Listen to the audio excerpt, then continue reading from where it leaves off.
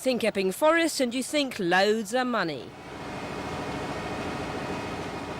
They even print it here, 5 million notes a day. The Bank of England is the biggest single employer in the constituency. And you don't have to look very far to see that there's plenty of it in circulation in the area too. Low unemployment, high home ownership, prime Tory territory and one of the safest Conservative seats around. The late Sir John BIGGS-DAVISON had a majority of more than 21,000 at the last general election. We'll meet outside the high numbers, okay? Yeah. So starting at 103. Right. Okay? Yeah. But by-elections are always unpredictable, and with the voters here in Essex worried about rising mortgage rates and growing pressure for development on their green belt, his almost certain successor, Steve Norris, is taking no chances.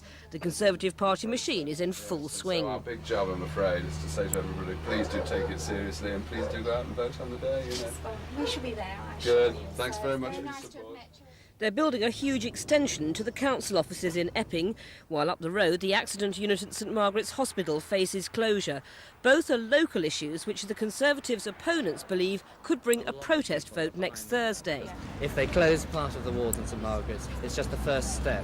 I'm convinced about that because we've lost so many hospitals in this area already. But Andrew Tompson's got more than hospital beds and a huge Tory majority on his mind. The Alliance came second in last year's general election, 1,000 votes ahead of Labour.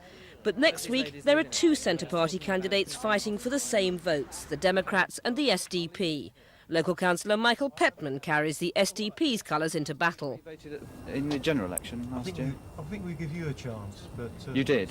Well, don't desert us now, because we're building from that. The SDP... The battle for the centre vote is being fought out with as much vigour as the main contest itself. No paps, no deals, and a lot at stake.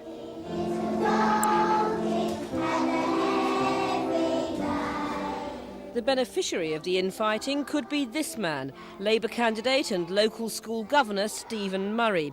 The Labour votes concentrated in just a few wards in the south of the constituency, but if the centre vote splits down the middle, he could break through into second place. Yesterday, I went up to the hospital yesterday, and the person who's thinking of removing the beds from the hospital actually said, well, we have a better hospital. And I said to him, well, local people from here won't be able to get up to... it's only the old people as well. But, 68,000 people are eligible to vote in Epping Forest next week.